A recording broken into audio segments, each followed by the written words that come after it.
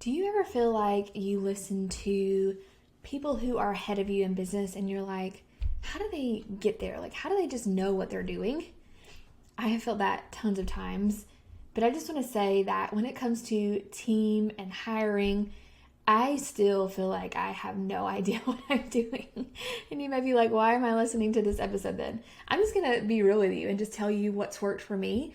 But this has been one of the hardest things for me to figure out. I am not a natural boss. I was a teacher in the classroom, but managing students is so different than managing adults. And I think it makes it even harder for me because I never worked in an environment where I was, on a regular basis dealing with other adults, I guess. I was mostly dealing with students. And it has just been really uncomfortable and hard for me. So I just wanted to say, if you feel like team management or hiring a team or anything to do with team building is hard, I get it. It is hard. And it is not something that comes naturally to me. And when you become a business owner, you have to wear so many hats, especially in the beginning when you're doing it all. You're a social media manager and you're a podcast manager and you're a Pinterest manager and you're a content creator and, customer service and, team manager, CEO. I mean, it can get overwhelming. So give yourself some grace and be okay if you feel like this is hard, because it is, to me at least. It's very hard to figure out hiring and managing a team.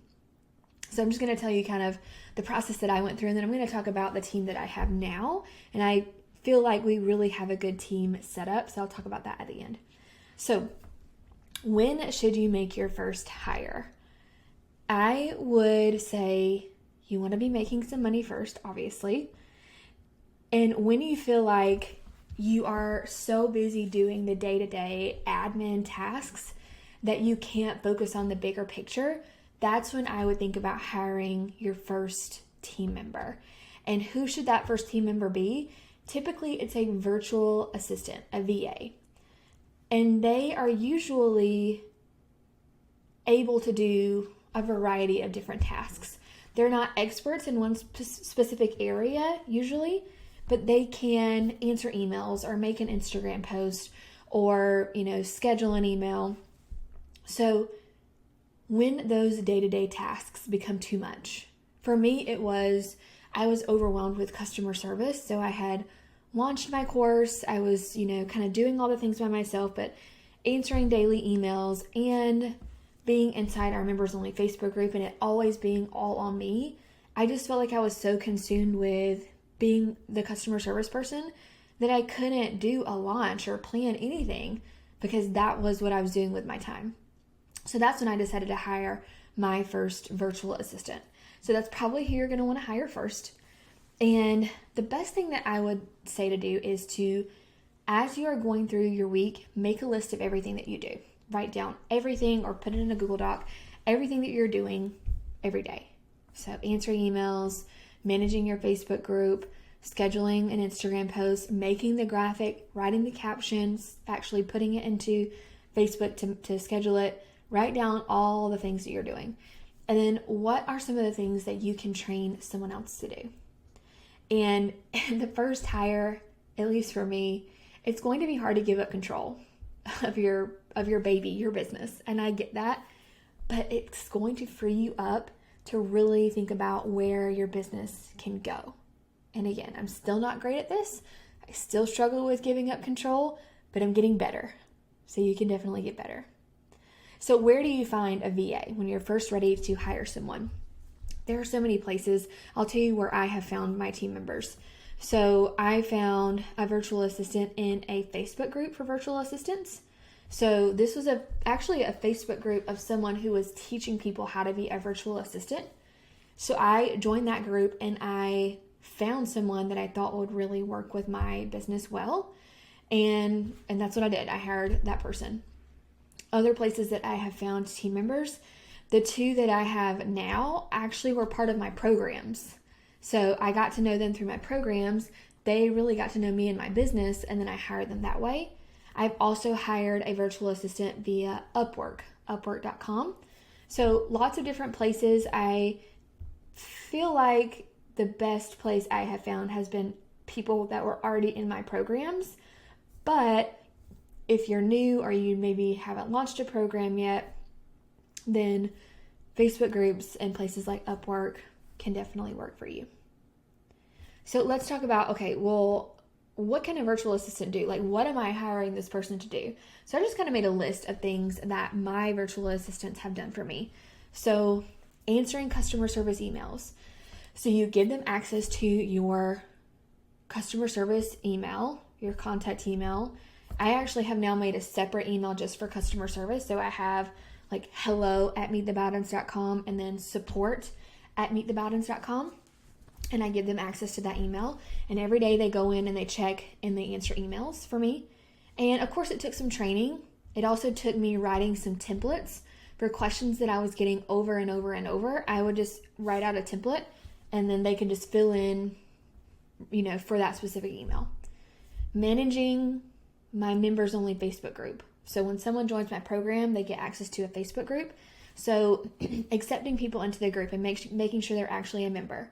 Removing people from the group when they cancel or their payment fails a certain amount of times. Answering questions in the group. Approving group posts. All of that can be done by a virtual assistant. Social media. There's so many things. Making a social media calendar for you. So like, what are you posting each day? Kind of big picture thinking about what is happening this month. Are we launching or is there any sales going on? And what do we need to be posting? Creating the graphics in Canva, and you can make templates for them and then they can use the templates. Writing the captions, finding hashtags if you're using Instagram, scheduling them via whatever scheduling software you use. We just use Meta Business Suite to schedule because it's free. Pinterest management, so a lot that can go into that. So making the pins, making a schedule for the pins, writing the descriptions, scheduling them out. We use Tailwind. Scheduling weekly nurture emails, writing weekly nurture emails. That would be a more advanced VA skill, but you can train people to do that. And the longer they work with you, the more responsibility you can give them. Calendar management. So if you're doing like coaching calls or calls with your team, calls with your members, managing all of that for you and reminding you like, hey, you have this call on this day.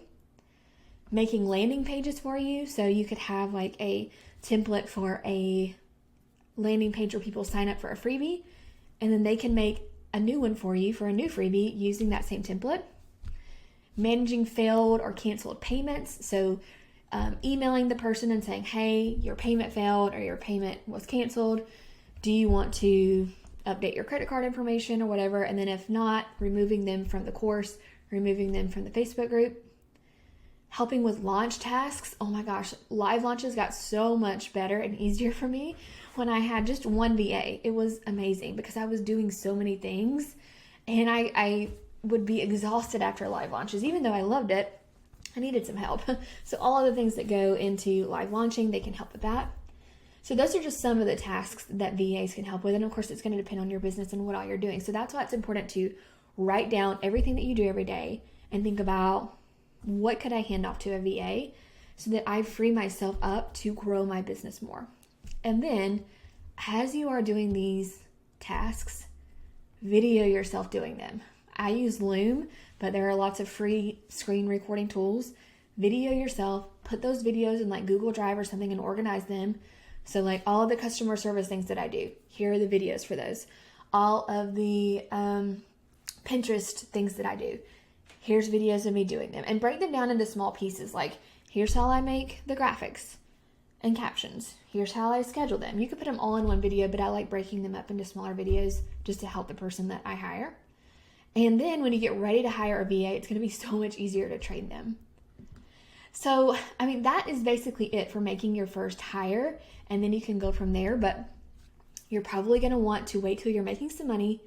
And then when you feel like the day-to-day things that you're doing are taking up all your time and not allowing you to think big picture, you're probably going to hire a virtual assistant first. You can find them inside Facebook groups, part of your program if you have a program already, or Upwork. There's other websites too, but Upwork is more like VA based. And then lots of things that they can do: customer service, managing Facebook groups, social media, Pinterest, scheduling emails, writing emails, calendar management, all of those things. And as far as how much to pay them, because I know I'm going to get this question, a lot of VAs will have their own rate. So you could probably negotiate, but I have typically seen with US VAs anywhere from like starting at $20 up to like $35 an hour. It kind of depends on their experience and how long they've been doing this and that kind of thing. You can hire from other countries, and sometimes that'll be cheaper, like hiring a VA from the Philippines might be a little bit cheaper. So it's kind of up to you and what kind of tasks they're going to be doing and how skilled they need to be. So maybe someone from the Philippines, the language barrier could be something to think about. However, I have had a VA from the Philippines and their English was perfect. So it's really just about what do you need, what's your budget, kind of who you want to work with, and interviewing them to see, are they going to be a good fit for you and for your team. And then let me talk about my current team right now. So I just have 2 team members right now, and we are thinking about bringing on a third.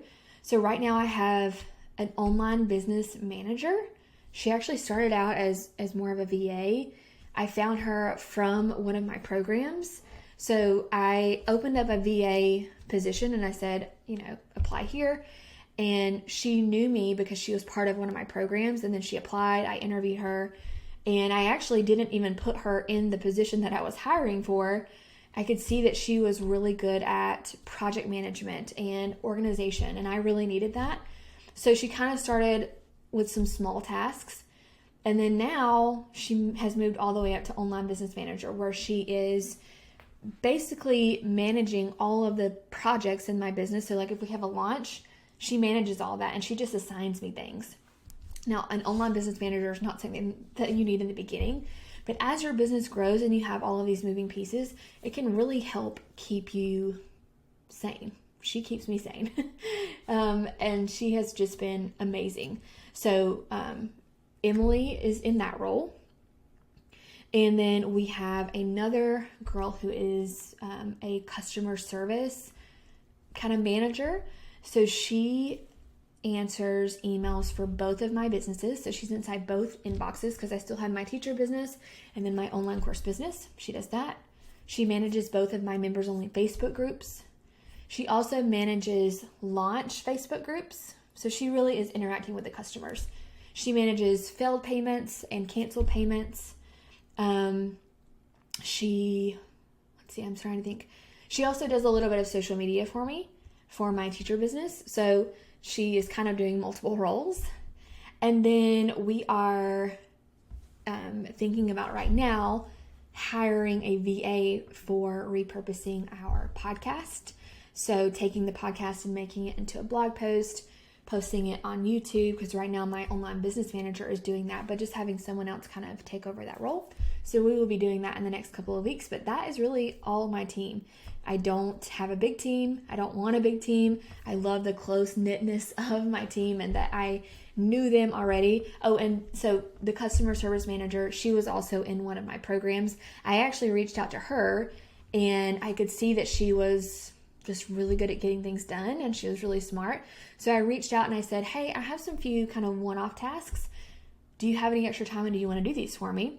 And she said, sure. So I kind of started her off on like a trial basis and she was amazing. And so I said, do you want to come on with me part-time and do all of these tasks? And she said yes. So I still don't have any full-time members. Both of these are part-time and it's worked out great. It has been awesome. So I hope this helps you with something that, again, I am not great at. I am not great at being a boss, but having a team has really helped me step back from the day-to-day and step into more of a CEO, big picture, where do I see this business going role. And it has freed up my mind so much. And you just got to start with one. Start with one VA. And if they're terrible, you can let them go.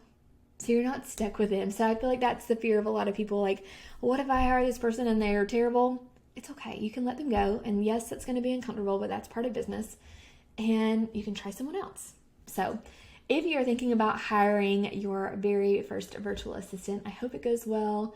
And I hope this episode has been helpful.